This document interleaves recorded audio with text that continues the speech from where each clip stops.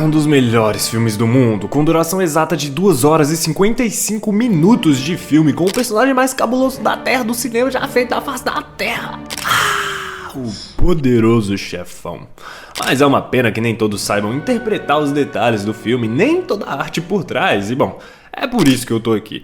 Pra você que não conhece, nós temos o Godfather, que em português é o padrinho. Nossa, mas olha a diferença. Godfather, padrinho. Godfather é esse tiozão aí que é conhecido como Don Corleone, ou Don Corleone. Como você pode perceber, um homem que se chama Don Corleone não é qualquer pessoa, como um Enzo, João ou Gabriel. Don Corleone é extremamente respeitado por todos à sua volta.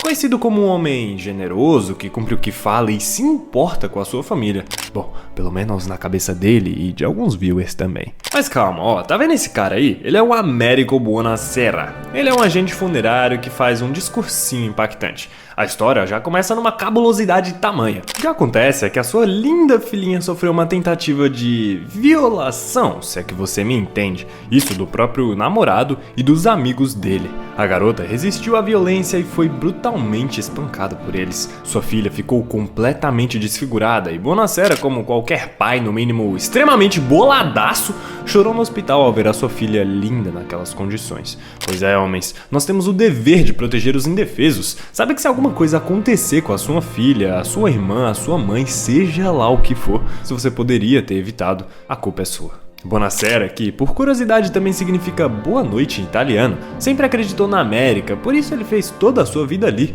No entanto, a polícia prendeu e soltou os criminosos que saíram rindo da cadeia. Pensam que era só no Brasil que acontecia isso, né?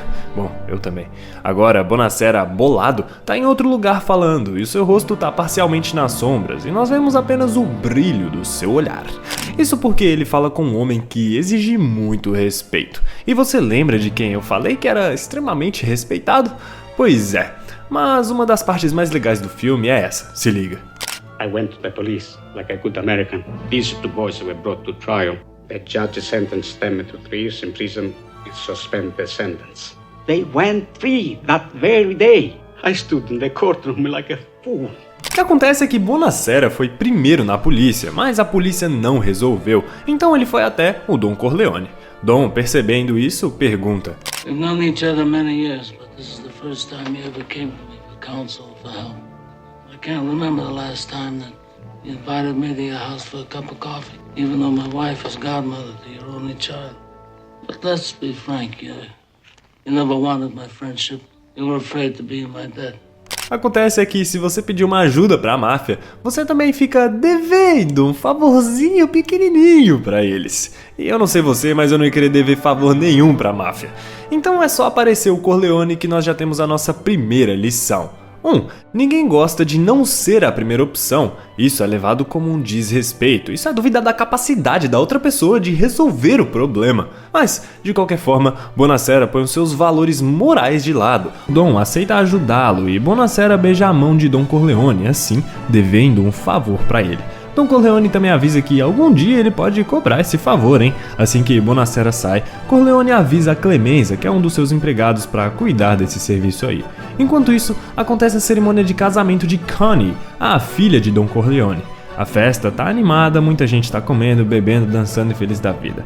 Durante a festa, já vemos algo que vai se repetir durante o filme inteiro. Corleone valoriza muito que a família esteja sempre unida. Até quando vão tirar uma fotografia, Dom não permite de forma alguma que o fotógrafo tire a foto sem o Michael, que é um dos seus filhos e também um ex-soldado. A festa continua e um doceiro pede ajuda a Don Corleone para que o noivo da sua filha não seja deportado. Don Corleone continua a receber os convidados. O engraçado é que todos vão parabenizá-los e desejar que o primogênito do mais novo casal seja um menino. Apesar de ser um mafioso boladão, Corleone é respeitado até pelas autoridades, já que até alguns juízes e senadores que não puderam ir à festa pediram desculpas para ele. Don Corleone nota que começou um certo tumulto na festa e foi por causa da chegada de Johnny Fontane. Fontane é um cantor internacional que foi até ali para, adivinha? Bom, pedir ajuda. A dinâmica é assim: tá na merda? Corleone. Ele revela a Corleone que tá perdendo a sua voz. E a única chance de voltar aos holofotes seria participando de um filme que vai ser lançado em breve. O BO é que o chefe do estúdio não quer contratar Johnny Fontane nem fodeu. Então faz uma pergunta e uma afirmação muito interessante. Presta atenção. You spend time with your family? Aqui nós já recebemos a segunda lição. Because a man who doesn't spend time with his family can never be a real man. Pega! Essa é pra você aí que tá há 1 ano sem falar com seu pai, sem falar com a sua mãe que ama eles, né? Ei, entre eu e você aqui, de verdade, quando é que você vai aprender a apreciar eles, hein? Ao invés de criticar, ajudar eles. Só quando eles morrerem? Quer saber? Vai lá falar pra eles o quanto você gosta deles. É mais importante do que esse vídeo aqui. Bom, seguindo, Don Corleone aceita ajudar o Johnny, diz que vai lá falar com o chefe do estúdio e fazer uma oferta que ele não pode recusar. Se você já assistiu o filme, sabe que essa proposta irrecusável é realmente irrecusável. Proposta irrecusável. Tá bom, eu vou te revelar o que significa essa proposta irrecusável. Pra família Corleone, esse tipo de proposta é a lá Pablo Escobar. É nada menos do que apontar uma arma pra cabeça da pessoa e falar, ou você faz ou eu te levo pro caixão, aí. Mas o Dom foi sincero, é uma proposta que ninguém pode recusar, né? O Don Corleone ordena que o problema de Johnny seja resolvido e volta pra festa. Michael enfim se reúne com a sua família e a foto é finalmente tirada e Don Corleone dança a valsa com a sua filha. Agora vem uma parte muito importante, viu? Presta atenção. Ó, a Califórnia é o lugar onde está o chefe do estúdio, que tá preparando aquele filme que o cara veio pedir ajuda ao Johnny lá. O nome do chefe é Voltz. O nome do chefe do estúdio, né, no caso. Tom Hagen, o filho e o advogado do Don Corleone, entra no estúdio e fala pra Voltz que Johnny Fontane deve ser o escolhido para ser o protagonista do filme. Os dois discutem e Voltz ofende Hagen e também toda a sua família e diz que Johnny nunca, jamais receberá o papel. Enquanto Voltz está todo nervoso, Hagen está extremamente calmo, frio e calculista, Thomas Shelby. Percebemos que Voltz é claramente um colérico, e se você não sabe o que é um colérico, bom, eu aconselho você a pesquisar sobre os 4 temperamentos. Hagen vai embora e deixa o seu número de telefone para Voltz chamar ele, assim que ele se arrepender, né? Ele vai. Algum tempo depois, Voltz convida Hagen para sua casa para eles conversarem melhor. O chefe do estúdio orgulhosamente mostra a Hagen o seu cavalo premiado. Presta atenção, viu? O animal custou $600 mil, que naquela época, né, seria o equivalente hoje a mais de $3,5 milhões. Durante o jantar, Hagen fala para Voltz que ser apadrinhado por Don Corleone é uma relação sagrada para os italianos. Mas Voltz diz que não vai dar o papel para Johnny. Voltz detesta Johnny, já que Johnny, bom, ele se envolveu com uma mulher que não podia. Tranquilamente, Hagen agradece a refeição e sai, avisando que Don Corleone vai saber daquilo. No dia seguinte vemos uma cena icônica. Consegue imaginar o pavor que esse homem sentiu? Bom, e aqui vem um segredinho, né? Sabia que essa cabeça do cavalo era verdadeira? Pois é. Eu não tô brincando não, era verdadeira. Mas eles não arrancaram a cabeça só pro filme, tá? Segundo eles, era de um lugar onde eram feitas, sei lá, comidas pra cachorro, uma viagem assim, uma viagem dessas aí, que eu não quis pesquisar muito não, pra falar bem a verdade.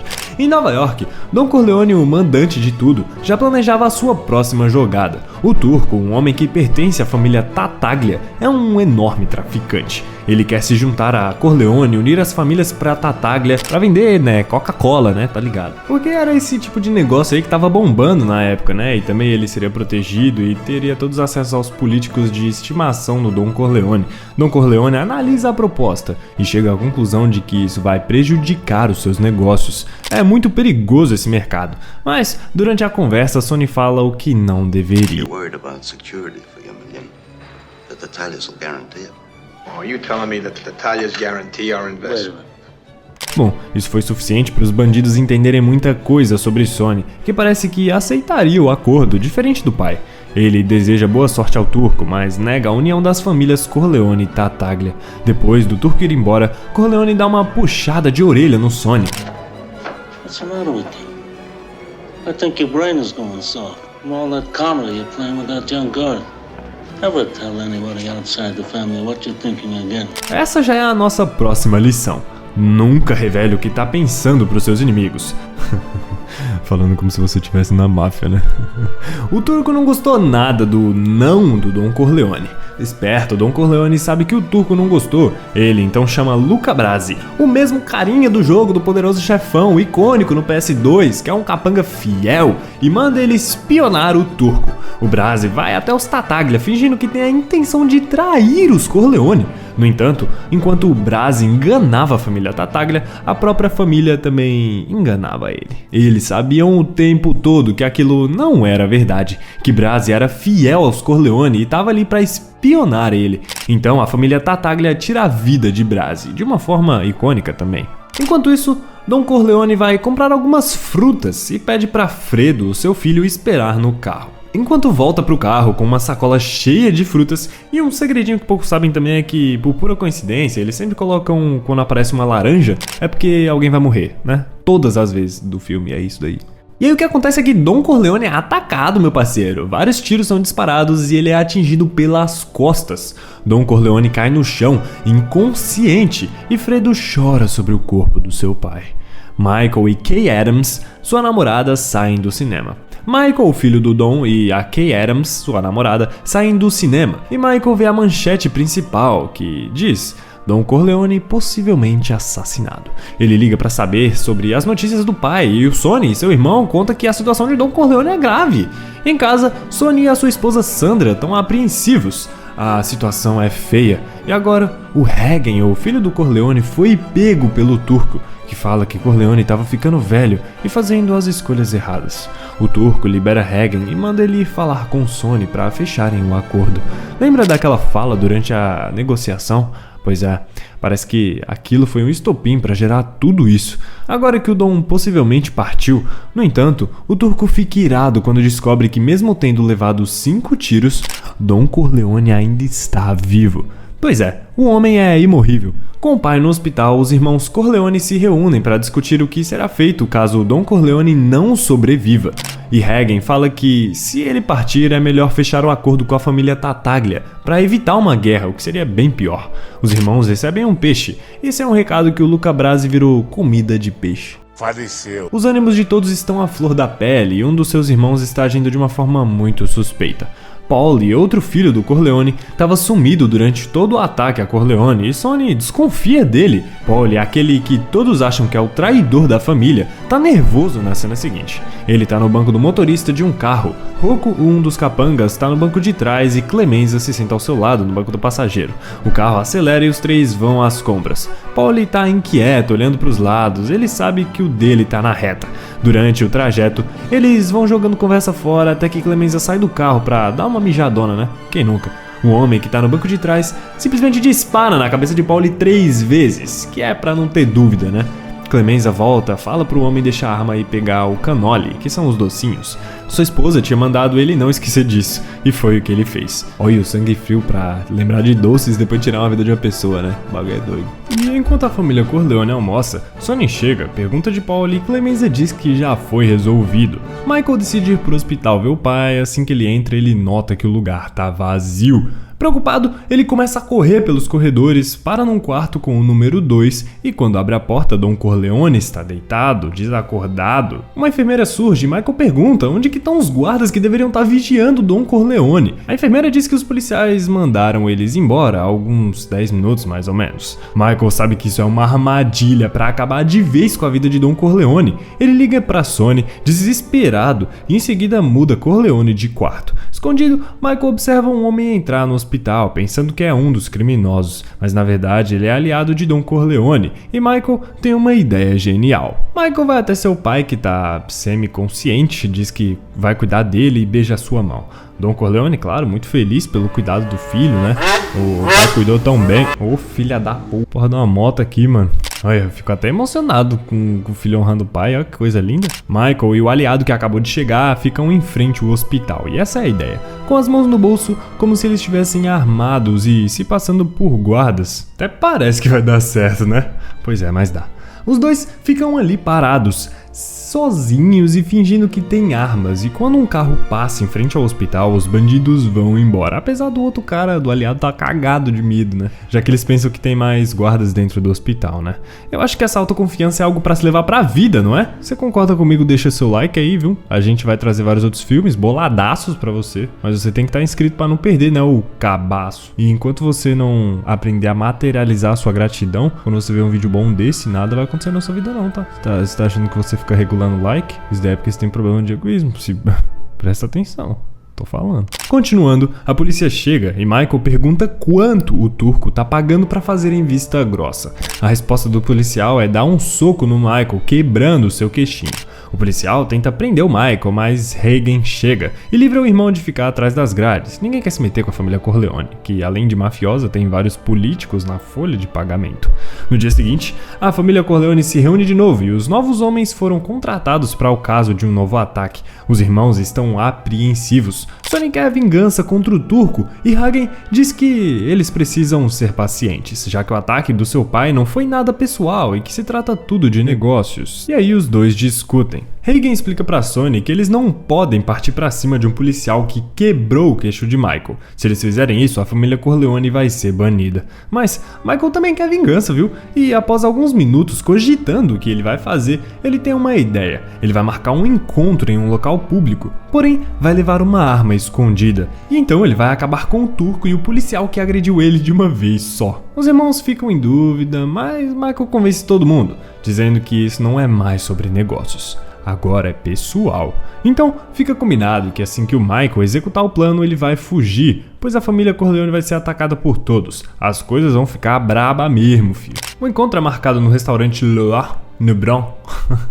Loa, no Bronx. É no Bronx. E fica combinado que a arma ficará atrás da descarga do banheiro, já que o Michael não pode ir lá simplesmente armado, né? Porque eles vão revistar ele. Clemenza e Sonny falam pro Michael ir pro banheiro durante o encontro e voltar armado e atirar neles. Quando finalmente chegam ao restaurante, Michael se senta na frente do turco e o garçom serve um vinhozinho pra eles. O turco fala pro Michael que não gostou da agressão que ele sofreu não, viu? E Michael diz que tudo bem. O turco fala que gosta do Don Corleone, mas ele é um homem que pensa à moda antiga. Michael pergunta pra que tudo aquilo e o turco diz que a família Tartaglia sempre ajudou ele, por isso ele é leal. Imagina, você tá de frente com um cara que deu 5 disparos no seu pai, filho, sendo apenas, entre aspas, negócios. Michael fala que não quer mais atentados contra a vida do seu pai e o turco diz que tudo que ele quer é uma trégua, na verdade. Michael então avisa ele que precisa ir no banheiro fazer aquele pipizinho. Quando levanta, o turco obviamente revista ele, porém, como você sabe, a arma não tá com ele, e sim escondida. Michael então vai no banheiro, pega a arma, volta e dispara em turco no policial. Então ele larga a arma e vai embora, andando rápido sem correr, assim como combinado. Essa cena é icônica, muito massa, muito legal. Mas tem um erro aí que eu não sei se você percebeu, né? Mas se não, você pode assistir no nosso vídeo dos erros em Poderoso Chefão, que vai estar no card aí em cima, beleza? Depois disso, as primeiras páginas de vários jornais mostram que o assassino do policial é procurado. Uma onda de assassinatos de gangsters começa, como represália pelo que Michael fez. E finalmente Don Corleone recebe alta do hospital, sim.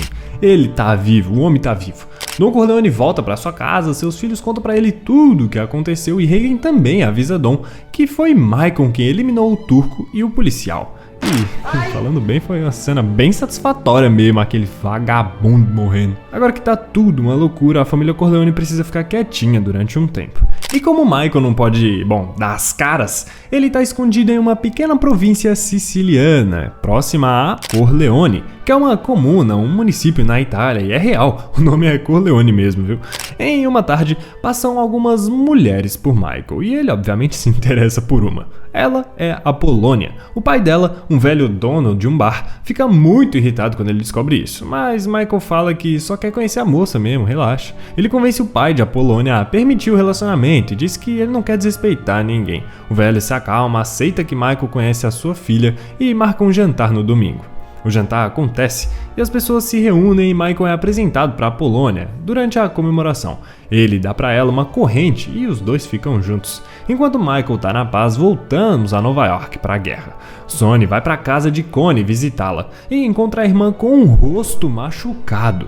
O agressor, adivinha? Foi o Carlo, o seu marido. Connie pede para Sonny não se vingar de seu marido, porém nós digamos que é impossível. Ele vai até Carlo e dá uma surra nele, com direito a empurrão, mordida, lata de lixo na cabeça e vários chutes. E até soco no ar que atinge ele.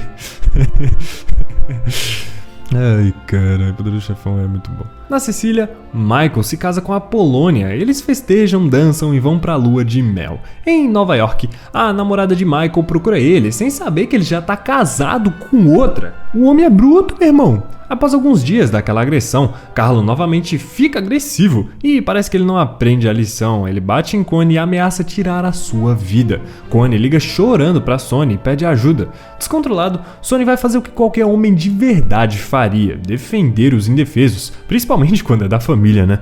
Ele pega o seu carro e vai até Carlo, porém ele não esperava que num pedágio acontecesse uma armadilha. Sonny é cercado por atiradores que estão na cabine de pedágio e é peneirado. O Sonny virou saudade. Rachamos o olho dele de tiro. A família Corleone fica arrasadíssima com a morte de Sonny. Você pode imaginar que Don Corleone iria ordenar uma represália, mas ele fala que não quer vingança. A única coisa que o Dom faz é cobrar o favor de Bonacera, aquele agente funerário lá do começo, lembra? Don Corleone pede que Bonacera trate do corpo de Sonny para que a mãe não veja ele desfigurado pelos disparos. E aqui vemos uma cena muito triste e icônica do nosso querido Don Corleone. Look how they massacred my boy. A família sofre enquanto na Sicília Michael ensina a esposa a dirigir e os dois se divertem muito. Quando chega a notícia de que Sonny perdeu a vida, Michael sabe que não pode mais ficar ali. Ele corre arrumando as suas coisas e se preparando para fugir para uma vila. Assim que ele sai de casa, a Apollonia tá feliz e fala que vai dirigir até ele, já que ele estava ensinando ela alguns dias atrás. No mesmo instante, Michael nota os olhares suspeitos de Fabrício, um empregado do local, e percebe que ele fez algo. Quando Fabrício corre, Michael se dá conta do que vai acontecer. Quase ninguém sabe, mas existe uma cena deletada após esse momento, que seria a vingança de Michael eliminando Fabrício. Mas, bom, voltando pro que aconteceu no filme. Bom, em Nova York a situação tá bem complicada. Então as 6 famílias mafiosas se reúnem a pedido do Don Corleone. Don Corleone lamenta que as coisas tenham ido tão longe. Ele perdeu um filho e o Tattaglia também perdeu um filho, né? E por ele a guerra acaba aqui. Don Corleone fala que não queria entrar nesse negócio aí de venda de substâncias ilícitas, porque isso iria prejudicar ele. E também porque ele nunca viu isso com bons olhos, nem no passado e nem no presente. Pro Ed, nunca mexa com essas substâncias, viu? Ele também disse que não vai atrás de vingança no futuro, já que isso não vai trazer o seu filho Sonny de volta. A paz é selada entre os mafiosos, mas Don Corleone deixa claro que se acontecer alguma coisa com Michael, ele vai se vingar de todos. Aqui nós aprendemos que a passividade, a falta de agressão, a falta de capacidade de agressão de um indivíduo não é uma virtude não. O negócio é você ter a capacidade de eliminar alguém se for preciso, mas a virtude, quando você decide não atacar, é diferente, porque você tem poder e não faz.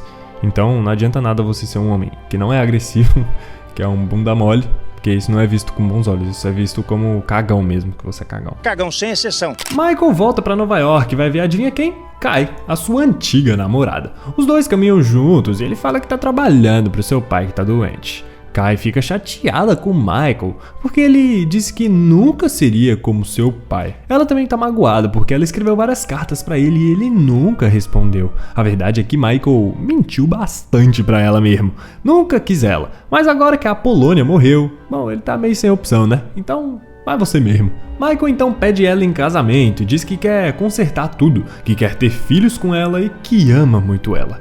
Kai, como é doida por ele, aceita ele de volta. Com Don Corleone doente, Michael toma a liderança da família. Don Corleone fala que dali pra frente, Michael é quem comanda, ou seja, ele se torna um novo Dom. O tempo passa e Michael vai se encontrar com seu pai. Ele fala que tá feliz com a sua mulher e com seus filhos. Corleone já tá idoso, velhão, se bem que já tava já, né, bem acabado, e fala pra Michael que sempre imaginou que ele seria senador, governador e não um chefe da máfia. Lembra que ele era do exército e tal? Ele pensa, pô, filhão, você era bem de boa zona, agora você quer ser chefe da máfia, então tamo junto, então.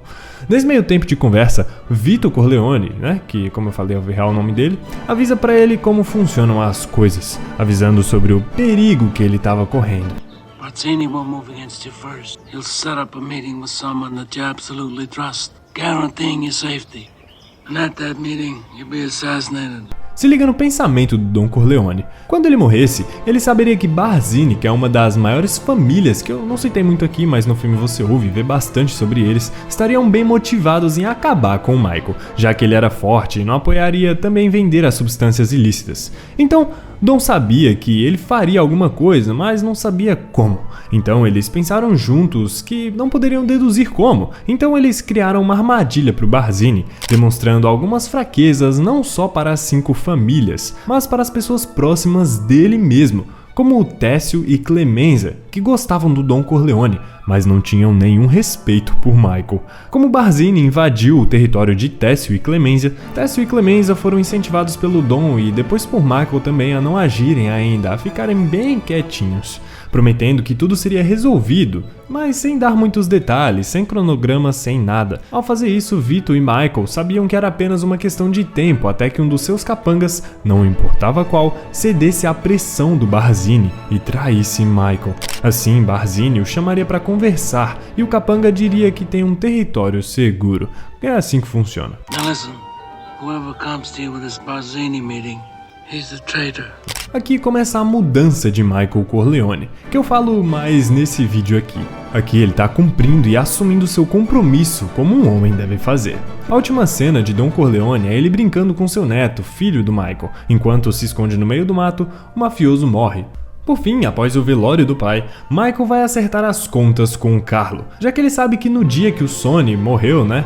Foi Carlo que bateu em Connie de propósito, para que o Sonny ficasse furioso, fosse lá bater nele e caísse na armadilha. Carlo também perde a sua vida amando do Michael. Michael é vingativo, hein, meu irmão? Caraca, não deixa passar nada, fi. Connie fica revoltada com o irmão por ter tirado a vida do seu marido, e quando Kai pergunta se isso é verdade, que ela mandou eliminar ele, Michael mente, sabendo que, bom, ela não gostava nada desse negócio aí de mafioso, mas mal sabia ela que ela tava dentro do maior império, que ela ia se lascar bastante também.